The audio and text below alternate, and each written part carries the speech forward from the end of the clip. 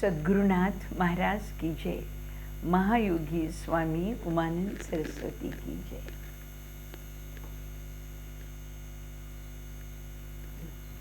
आज आपल्या मराठी वाचकांसाठी आश्रमातील मराठी आपले अकॅडमीचे मराठी जे कोणी मेंबर्स आहेत, आज त्यांच्यासाठी आजचा विषय आहे ध्यान. ध्यान परमेश्वराचे दोन रूप आहेत असं संत लोक म्हणतात किंवा वाचनात येत. एक त्याचं सगुण रूप आहे आणि एक निर्गुण रूप आहे.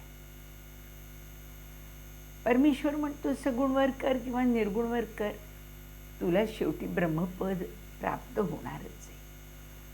पण आपल्याला समजलं पाहिजे सगुण काय आणि निर्गुण काय. मला पुष्कळदा वाटतं जे आपण परमेश्वरावर करतो प्रेम ते सगुण असावं, कारण सगुण रूपात आपणही आहोत आणि आपल्याला सगुण रूप देवाचं बघावंसं वाटतं. आणि असं वाटतं की निर्गुण जी आपल्यावर प्रेम केलं जातं निर्गुण रूपात, तो बहुतेक तो करतो का, तो त्याची सतत जाण देतो आणि त्याच्यामुळे आपल्याला तो सापडतो, तो जाण देतो आपल्याला त्याची. आपण उदाहरणं घेऊ समजायला.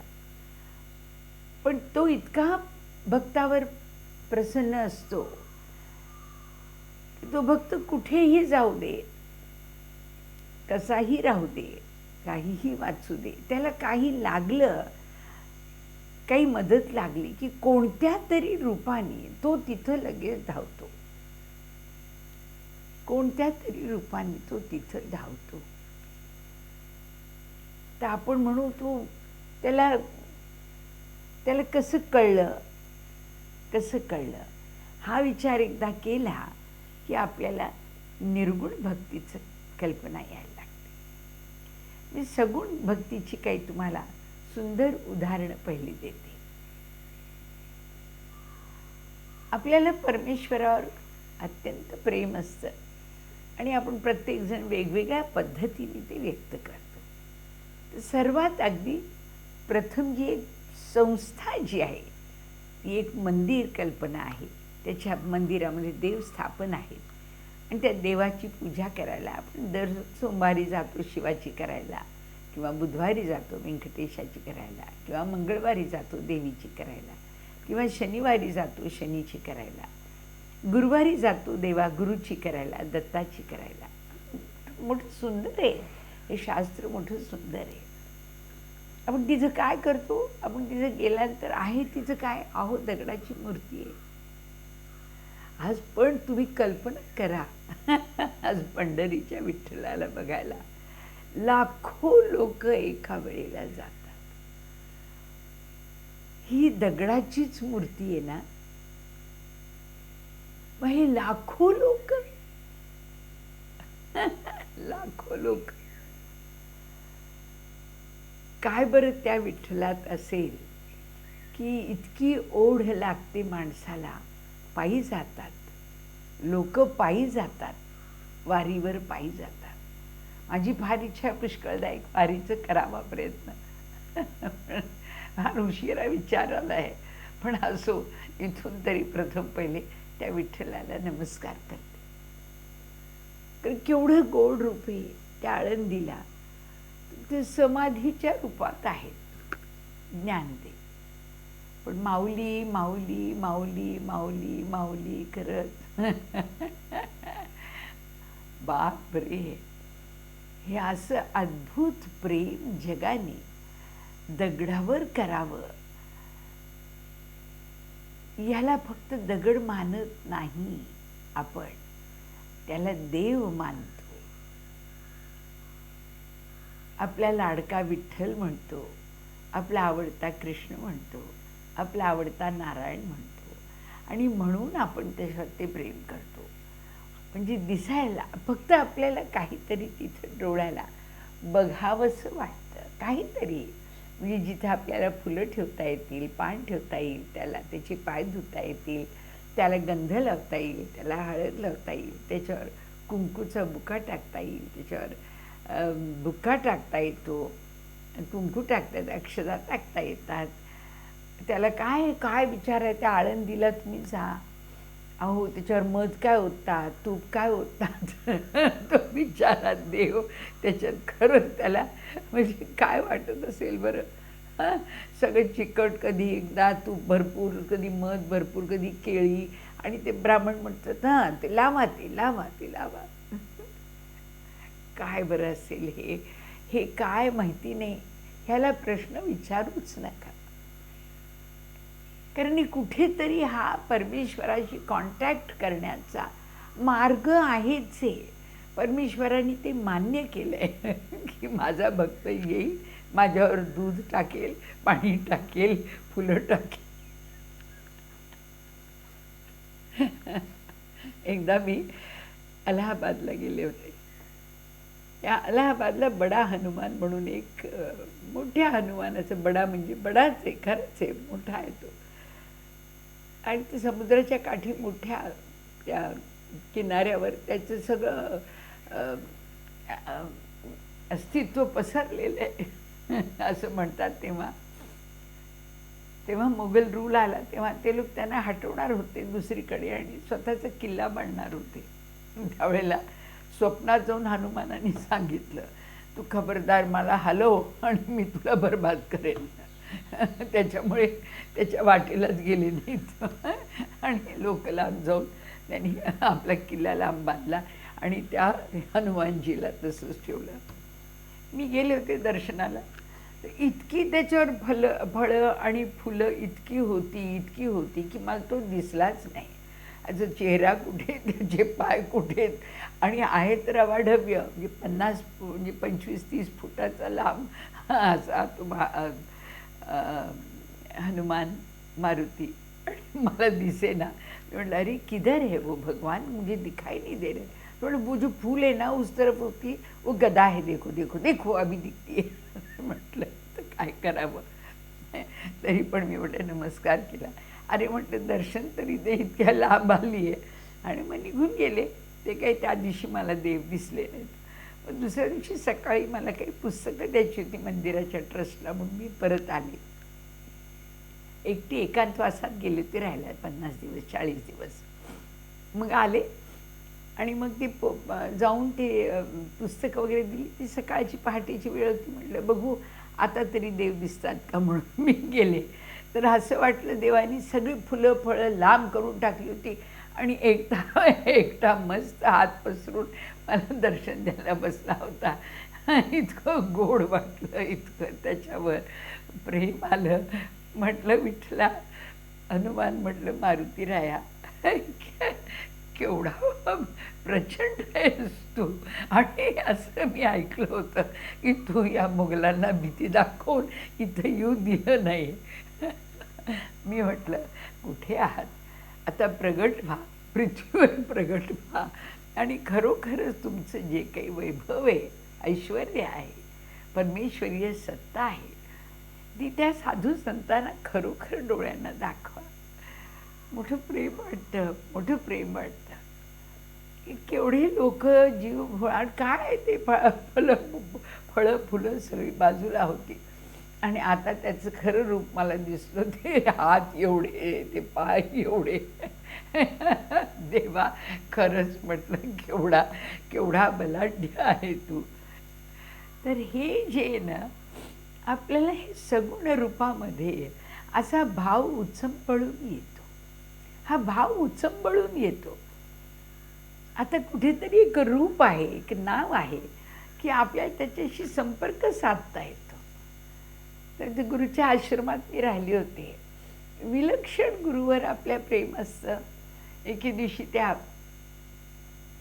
खोलीच्या बाहेर मी बसले होते. त्यांची भैरव गुहा होती, गुरुदेवांची भैरव गुहा होती आणि मी बाहेर बसले होते. तर मी सहज म्हटलं गुरुदेवा, बाहेर येताना माझ्या मनात आलं तुम्ही सगळ्यांना सांगा की मी तुमची लाडकी भक्त आहे, म्हणजे माझं काही मत्सर वित्सर करणार नाही बरं का. तर इतकं गोड आलं. नंतर थोड्या वेळानंतर गुरुदेव बाहेर आल्या. तशी मी डोळे मिटून तशीच बसली होती त्या बाजूला. माझ्याजवळ म्हणल्या, बाळाला लपवून दूध पाजतात, दृष्ट लागते. हे का वाक्य तिथं बोलल्या माहिती नाही, त्या बोलून गेल्या. कुठेतरी हे एक प्रकारचं असतं आंतरिकच, त्या निर्गुणालाच कळतं. आपण प्रगट होतं सगुणातनं, म्हणून तो आपला जो आनंद असतो तो द्विगुण होतो, तो अनंत प्रकारे वाढतो.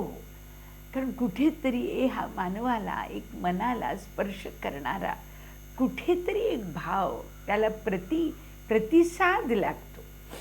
आपल्या मनाला एक प्रतिसाद लागतो. तर सगुण ध्यान करताना आपण जेवढं काही परमेश्वरीय स्वरूपात रूप पाहिलेलं आहे, मंदिरात जाऊन पाहिलं आहे किंवा अजून काही, किंवा तुमच्या आयुष्यात कोणी गुरु आलेत किंवा संत आलेत, तर त्यांच्याशी संपर्कात आल्यानंतर त्यांच्याबरोबर जो काही प्रकार आपल्या मनाने घडला आहे, भक्तीने घडला आहे, भावनेने घडला आहे, तो डोळे मिटून परत एकदा तो सतत त्याच्यावर ध्यान करा. ते सगुण ध्यान होईल. ते सगुण ध्यान होईल. ते घडलेलं आहे, अनुभव आलेला आहे, अनुभवलेलं आहे, त्याच्यात रूप आहे, नाव आहे. आणि त्या सगुण फक्त एवढंच आहे, त्याचं स्वरूप आठवायला लागा. म्हणजे त्या गुरुचे पाय कसे होते, त्या गुरुचे चरण कसे होते, त्या कुठून कुठे गेल्या, त्यांच्या गळ्यात त्या दिवशी काय होतं, त्यांचे हात, त्यांचं वस्त्र कोणत्या रंगाचं होतं, त्या तुमच्याकडे पाहिल्या ते कशा पाहिल्या, हे थोडंसं त्याचा विचार करता करता काय होतं सगुण ध्यानमध्ये, आपण स्वतःला विसरतो. आपण स्वतःला विसरतो आणि स्वतःला मी एक राधिका हा एक भाग एकदा विसरला की आपल्याला लक्षात येत नाही. म्हणजे आपण विसरतो म्हणजे काय परमनंटली विसरतो असं नाही, पण त्या क्षणी आपल्या डोक्यात आपण नसतोच.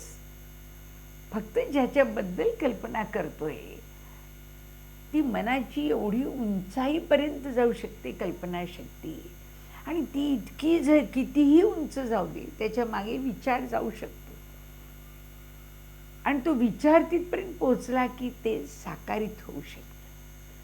त्याच्यामुळे कल्पनाशक्तीने तुम्ही कितीही पुढे जा, त्याच्या मागे विचारशक्ती जाते, आणि विचारशक्ती पाठीशी गेली की ते साकारित होतं. फक्त त्याच्या मागचं कंडिशन काय की मी राधिका म्हणून विसरलं पाहिजे. मग माझं पण विसरेन मी की माझा एक मुलगा आहे, आश्रम आहे, नातू आहे, माझे कोणी ओळखीची आहेत, पाळखीची आहेत, माझं घर आहे, माझी प्रॉपर्टी आहे, माझं बॅलन्स आहे, हे सगळं डोक्यातलं आपल्याला जातं. कारण आपण आता सध्या मी राधिका नाहीच आहे, मी काहीच नाहीच आहे तिथं, फक्त माझ्या गुरूंचे चरण तरी आहेत. आपण त्याच्यात एक फार सुंदर ज्ञानदेवांमध्ये सांगितले, हृदयात माझ्या श्री गुरु तुझे चरण राहू दे, माझी तू माऊली तुला सर्वस्व वाहू दे, तुला सर्वस्व वाहू दे. तो इतका त्या चरणांमध्ये, गुरुचरणांमध्ये हरवून जातो की ते चरण आपण स्थापन कुठे करू, आले की मी त्यांना कुठे बसवू. काही जण हृदयात बसवतात. मला पूर्वी मस्तकात बसवायला आवडायचं, असं वाटायचं इथं त्यांची सीट आहे, ती शिवाची सीट आहे, कॉन्शियसनेसची सीट आहे, तिथं मी त्यांची चरण बसवायचे. मग त्या चरणांवर मी मनापासून थोडंसं चरणांना पाणी घालून पुसायचे, आणि मग मी ओंकार, ऐंकार, रिंकार वगैरे अशी 4 अक्षरं माझ्या इथं मस्तकावर इथं ऐंकार, रिंकार, रसयुक्त श्रींकार, गुढार्थ महाविभूत्या ओंकार मर्म प्रतिपादिनीभ्याम नमो नमः श्री गुरुपादुकाभ्याम, ते म्हणायचे. मग त्याला हार घालायचे, कामादि सर्प ब्रजगारुडाभ्याम विवेक वैराग्य, तुळस आणि बेल व्हायचे, विवेक वैराग्य निधी प्रदाभ्याम बोधप्रदाभ्याम, मला बोध द्या. मग असं वाटायचं हे आपलं मस्तक आहे ते गुरुच्या उजव्या अंगठ्यावर जर मी टेकवलं किंवा कॉन्टॅक्ट केला, किंवा मग गुरुनी मला अंगठ्याने त्यांच्या बोटाच्या हाताच्या स्पर्श केला, अशी कल्पना करायची. आणि मग 3 प्रदक्षिणा मनाने घालायच्या, जशा गणपतीने पार्वतीला घातल्या. अनंत संसार समुद्र तार नौकायिताभ्याम स्थिरभक्तिदाभ्याम जाड्याब्दी संशोषण वाढवाभ्याम नमो नमः श्री गुरुपादुका. काय मिळालं त्या गणेशाला? काय मिळालं? त्याला प्रथम स्थान मिळालं ज्ञानाचं. अशी कल्पना करायची. फार सुंदर या कहाण्या आहेत म्हणून तर आपलं आयुष्य इतकं सुंदर होऊ शकतं. भक्ताचं आयुष्य या कहाण्यांमध्ये आपण रमून जातो. माझी फार तुकारामाचे अभंग घेऊन सगळ्याचे पहिले इंग्लिश ट्रान्सलेशन करायचं. असू एक 50 अभंग कळू तर दे. काय होतो भाव, काय, what was this sudden expression, how did he see music in everything. गाथीन म्हणतात, शब्द गाथीन आहे. ऋग्वेदामध्ये गाथीन विश्वामित्र. म्हटलं गाथीन काय बाबा? तर गाणारा किंवा स्टोरी टेलर किंवा सिंगर. काय मला गोड वाटलं की इमॅजिन विश्वामित्र माझ्यापुढे एक आता धीर गंभीर असा साधू, आणि त्याला गाथीन म्हणतात. म्हणजे तो गाणार आहे, ऋचा गाणार आहे, कहाण्या सांगणार आहे. हे रूप वेगळं असणार. हे इतकं धीर गंभीर असेल असं मला वाटत नाही. म्हणजे कुठेतरी, कारण गाणारा माणूस आणि हे म्हणणारा किंवा कथा सांगणारा हा कोण एक अत्यंत जिवंत असा, सजीव असा, व्हायब्रंट असा, सगळ्या मूड्सनी, पूर्ण नवरसानी भरलेला असावा, अशी एक कल्पना आहे. अशी माझ्या डोळ्यापुढे असं चित्र येतं. तर हे झालं सगुण रूपावर ध्यान करणं. आता निर्गुणचं मला नेहमी वाटायचं. निर्गुण म्हणजे अहो तिथं देव आपण पाहायचा नसतो, देव नसतो असं समजायचं. कोणची मूर्ती आपल्याला नाही, मग कशावर करायचं असं. तर मी म्हटलं हा विचार आपण सोडूनच देऊ. आपण हा सोडूनच देऊ. आपण काय विचार करू? आपल्याला तो कुठे कुठे भेटला जिथं आपण अपेक्षाही करत नाही, असा तिथं तो पोचला कसा. मग आपल्याला निर्गुणाची कल्पना येते. त्यातले मी काही उदाहरण तुम्हाला सांगते. मी लंडनला गेले होते आणि मला एका काही कारणामुळे बिजवे म्हणून होते, त्यांच्याकडे राहण्याची गरज पडली. आणि मी तिथं राहताना माझ्या लक्षात आलं, म्हटलं की एकटे होते गृहस्थ, आणि मी राहायला गेले. मोठ्या प्रेमाने त्यांनी स्वागत वगैरे केलं. आणि मला थोडीशी किती झाली तरी आपण एक स्त्री आहोत आणि दुसऱ्या देशात जाऊन आपण एक माहिती नसलेल्या व्यक्तीबरोबर एका तिथं राहायचं. पहिले थोडेसे एक आपलं भारतीय मन कुठेतरी थोडंसं डोकावलं. मी म्हटलं बाबा, काही गुरुबद्दल गैरसमज खूप ठिकाणी असतात, तर गैरसमज कोणाचे होऊ नये अशी माझ्या मनात भाव आला. दुसऱ्या दिवशी त्यांनी मला सहज सांगितलं, तुम्ही स्वामीजी आहात, तुम्ही यायच्या अगोदर तुमच्या गुरूंच्या ज्ञानेश्वरीवरचे 3 ग्रंथ माझ्याकडे पोहोचले आणि मला निरोप आला, ती माझी भक्त येणार आहे, तिला सांभाळायचं. हा निर्गुण आहे, हा निर्गुण आधार आहे. आपण अपेक्षाही केली नव्हती. आपण त्यांच्याशी, ते कोण आहेत माहिती नाही, त्यांना आपले गुरु आहेत माहिती नाही, आणि आपण तिथं गेलो राहायला. आणि त्यावेळेला त्याच्या अगोदर 3 दिवस माझ्या गुरूंचे 3 ग्रंथ त्या घरात जावेत. हा भाग आहे, हा निर्गुण भक्तीचा भाग आहे. इथे कुठेतरी तो प्रगट झाला आहे. जसं काही त्याला पुढचं माझं माहिती आहे की अरे माझी भक्त येणार आहे. अजून एक फार सुंदर उदाहरण देते. मी पुण्यामध्ये लक्ष्मीनारायण नगरमध्ये राहत होते, 1 बेडरूम फ्लॅटमध्ये होते. मी खोलीत ध्यानाला बसल्यानंतर माझ्या कामवालीला सांगितलं, सीताबाई कोणी आलं तर मला दार वाजवू नका, मी ध्यानात बसतीये, त्यांना आयदर पाठवा किंवा बसवून ठेवा. आणि मी ध्यानाला बसले, 8 डोळे मिटून ध्यानाला बसले, आणि हळूच माझ्यासमोर रामकृष्ण आले. रामकृष्ण प्रगट झाले, अगदी स्वच्छ. मला म्हणले, माझा भक्त येणारे, जीव घातल्याशिवाय पाठवू नको. आणि नाहीसे झाले. तेवढ्यात दार वाजलं. आता इथं रामकृष्णांचं दर्शन झाल्यानंतर माझ्या ध्यानाची अवस्था कशी होती की अरे थोडीशी सावध, थोडी जागी आणि थोडी अचंबित अशा अवस्थेत होते. तेवढ्यात घंटा वाजली, ती ऐकू आली. त्या बाईनी दार उघडायच्या आत मी लगेच दार उघडून म्हटलं, सीताबाई, जे कोणी आलेत त्यांना बसवून ठेवा. आणि मग मला कळलं त्या आल्या त्या जोगळेकर नावाच्या एक बाई रामकृष्णांच्या भक्त होत्या. रामकृष्णांच्या भक्त होत्या. आणि मी म्हटलं, अगो बाई, तुम्ही आलात. म्हटलं, माझं भाग्य आहे.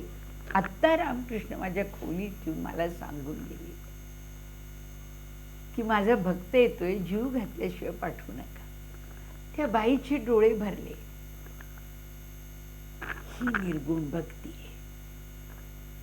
जिथं तो कुठेतरी हा निर्गुण परमेश्वर आपल्या ओळखीच्या एका आकारातनं, असं नाही की आता त्यांचे गुरु कोण होते? रामकृष्ण होते. मग ते रामकृष्णाच्या अवतारात आले. माझे गुरु उमानंद सरस्वती होत्या. त्यांचे ग्रंथ लंडनला पोचले. देवाला कोणतंही रूप धारण करायला अवघड नाही. आपण संतांत विरोध करतो. वाटतं हे संत वेगळे, ते संत वेगळे. साखर ती साखर आहे, चैतन्य ते चैतन्य आहे. कोणतेही संत कोटीला गेल्यानंतर मनापासून त्यांचा आशीर्वाद घ्यायला काहीच हरकत नाही, काहीच हरकत नाही. आता आपण इथं मध्ये मी एकदा असाच विचार करतो गुरुदेवांशी बोलताना. म्हटलं, माझ्या मनात येत होतं,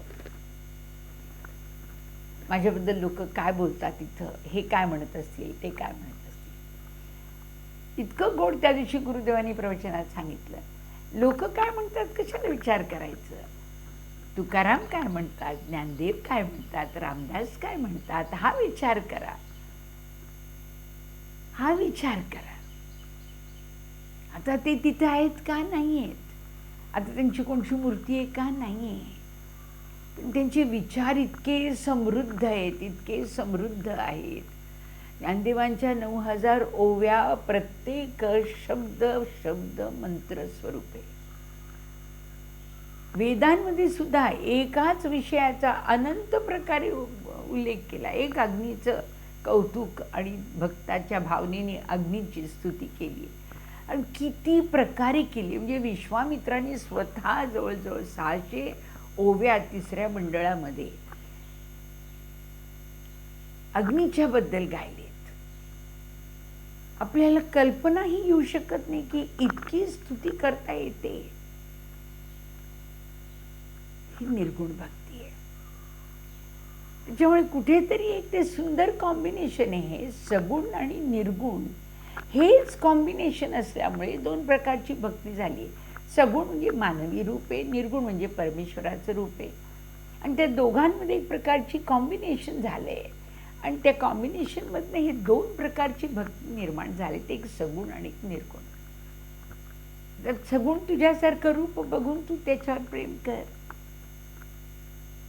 आणि निर्गुण तो त्याच्या रूपाने आपल्यावर प्रेम करतो. हो, मला तरी तेच वाटतं. निर्गुण म्हणजे हा जेव्हा आपल्याला गरज पडेल, भक्ताला गरज पडेल तेव्हा तो प्रगट होतो. अहो, हे अग्नी वगैरे दिसायला आपल्याला ज्वाळा दिसतात. आता त्यांना देव म्हणतात हे ऋषीमुनी. आणि ते खरोखर देव म्हणल्यानंतर त्या अग्नीच्या आपल्याला उपयुक्तता अनंत प्रकारे आहे ती लक्षात येते. म्हणतात, खरंच हा माणूस असतात आपल्याला इतक्या प्रकारे मदत करू शकले असते का? इतकं त्याचं वैभव मोठं करून, इतकं त्याच्याबद्दल स्तुती करून ठेवली आहे. अग्नीबद्दल, वायूबद्दल, वरुणबद्दल, अश्विनी कुमारांबद्दल. आता अश्विनी कुमार मानवी देहामध्ये आपल्या नाड्यांच्या रूपाने आपल्याला मदत करतात. औषध आपले 2 नाड्या आहेत, उजवी आणि डावी. बरं नसेल की जी चालू आहे बंद करा, जी चालू नाही ती चालू झाली की दुखणं जातं. इतके सोपे मार्ग करून ठेवलेत मानवी देहाला. हा सगुण आणि निर्गुणाचा सुंदर सरमिसळ असल्यासारखा आहे. तुम्हाला देहरूपात देवाला पाहायचंय बघा, मानस पूजा करायची करा, ध्यान त्याच्या रूपात. फक्त तुम्ही स्वतःला विसराल असं ते रूप राहू द्या, असं ते रूप राहू द्या. एक फार सुंदर इथं कथा सांगते, फार सुरेख कथा. एकदा एक माणूस, लग्न झालेला संसारी माणूस असतो, त्या गावातल्या दुसऱ्या एका स्त्रीवर त्याचं प्रेम बसतं. आता तो इतका तिच्या प्रेमात रमतो की त्या घरातली बिचारी बायको उशाळून जाते, आई उशाळून जाते. आता आजकाल मुली पटकीन दार उघडतील आणि निघून जातील आणि डिवोर्स डिक्लेअर करतील. पण पूर्वीच्या काळात त्या बिचाऱ्या कुठे जाणार, त्या तशाच होत्या. शेवटी ती आई त्या पुजाऱ्याकडे जाते. ती म्हणते, बाबा काहीतरी करा, माझ्या मुलाला मार्गदर्शन करा. बरं म्हणतात, मी येतो घरी बघतो. आणि ते घरी येतात. ते घरी येऊन बघतात तर हा तिला झोपाळ्यावर बसून तिच्याशी गप्पा मारत बसलेला असतो. त्याला काही संकोच नाही, काही नाही. मग थोड्या वेळात तो म्हणतो, नमस्कार, मी आलो आहे. अरे तुम्ही कधी आलात, कधी आलात म्हणतो. बसा बसा. आणि हिला आज जा म्हणतो. बघतो तर छान असते दिसायला वगैरे. हसतो, म्हणतो, काय म्हणजे तुम्हाला कशी वाटली आमची नवीन मैत्रीण, कशी वाटली? अरे छान आहे, छान आहे. ते म्हणतात, नुसती छान काय, अप्रतिम आहे. ते म्हणतात, पण तिच्याहून कमी आहे रे. आता तिच्याहून कमी आहे, आता ही ती कोण? ती कोण? एखादा विचाराचा किडा घुसला की तो आपल्याला चावत बसतो. हा माणूस त्या पुजाऱ्याच्या मागे लागतो. ती कोण? नाही नाही म्हणतो, तुझं काही काम नाही त्याच्याशी. नाही नाही म्हणतो, असं कसं, मला नुसतं कळलं, हिच्याहून सुंदर कोण, मला तर दिसणारच नाही. तो म्हणतो, तुला माहिती नाही म्हणून तुला वाटतंय, पण माझी एक मैत्रीण आहे म्हणतो. काय? हो तुम्ही पुजारी आहात, काय बोलताय? तो म्हणतो, काय करू म्हणतो, प्रेमात पडलोय मी तिच्या. हो का म्हणतो, मला दाखवाल का? ये म्हणतो, तुला दाखवतो. ती मंदिरात येते कधीतरी, तू आली की दाखवतो. हा येतो मंदिरात, 3 दिवस बघतो, कोणी येत नाही, कोणी जात नाही. दुसरे साधारण लोक येतात, म्हातारे लोक येतात, दात पडलेले, केस गळलेले बिचारे. तर कोणी सुंदर तर कोणीच नाही आहे. तो त्या पुजाऱ्याला म्हणतो, काय हो, कुठे आहे तुमची मैत्रीण? तो येईल येईल येईल म्हणतो, येईल म्हणतो. आणि तिसऱ्या दिवशी तो काय करतो, फक्त ह्या माणसाच्या डोक्यावर हात ठेवतो आणि म्हणतो, बघ समोर उभी येते. आणि त्या देवीच्या ठिकाणी त्याला ती बाई दिसते, स्त्री दिसते. ती केस लहान, वडीसड पातळ, उंच, तेजस्वी डोळे, सरळ नाक, गोरी पान, जे काही तुम्हाला वर्णन वाटतं करावं सुरेख एखाद्या स्त्रीचं, अशी दिसते. आणि तो अचंबित होतो, अचंबित होतो आणि एकदम गर्भगळी पाय धरतो. त्याच्यानंतर ती नाहीच होते. तो डोळे उठून म्हणतो, अहो ती कुठे गेली? असंच झाले, मला एकदा दर्शन दिलं आणि ती नाहीशी झाली. आता मी तिच्या नावात वेडा होऊन बसलो इथं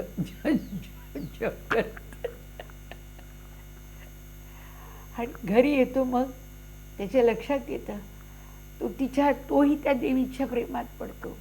प्रेमात म्हणजे भक्तीत पडतो. आपण देवीच्यावर आपलं प्रेम नसतं, भक्ती असते ती. तर भक्ती, तिच्या भक्तीमध्ये हरपून जातो. मग ती बायको आणि आई येतात. ते म्हणतात, अहो आता तर देखील तो दुसरीवरच येतो. म्हणतो, काही हरकत नाही, आता तो मोक्षाकडे जाईल, तुम्ही काळजी करू नका, तुमचा संसार ठीक होईल, त्या देवीच्या कृपेने तुमचा संसार ठीक होईल. असं करून ही कथा संपते.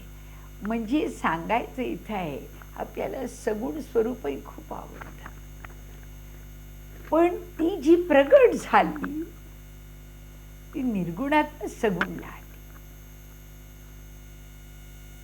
स्वामी राधिकानंद पुण्याहून आहे. माझा फोन नंबर आहे. 1 मिनिट, चार्जिंग संपलं आहे.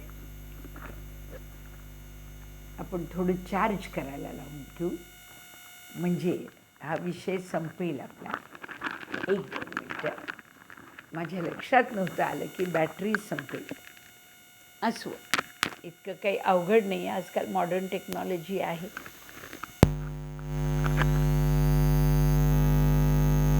आली. बरं, सगुण आणि निर्गुणमध्ये मी तुम्हाला सांगितलंय. मी आहे स्वामी राधिकानंद. ज्यांना कुणाला अकॅडमी जॉईन करायची आहे त्यांनी माझ्या व्हॉट्सअप नंबरवर आपले नाव आणि पत्ता पाठवावा. मी आपल्याला काही लागेल तर मटेरियल फॉरवर्ड करेन. माझा नंबर आहे 9511602400. माझी अकॅडमी जॉईन करा आणि सर्टिफिकेट कोर्स आहे हा. 1 वर्षामध्ये 4 ग्रंथांची ओळख तुम्हाला मी करून देते. हा आहे पहिला ग्रंथ, सिद्धयोगावरील टुवर्ड्स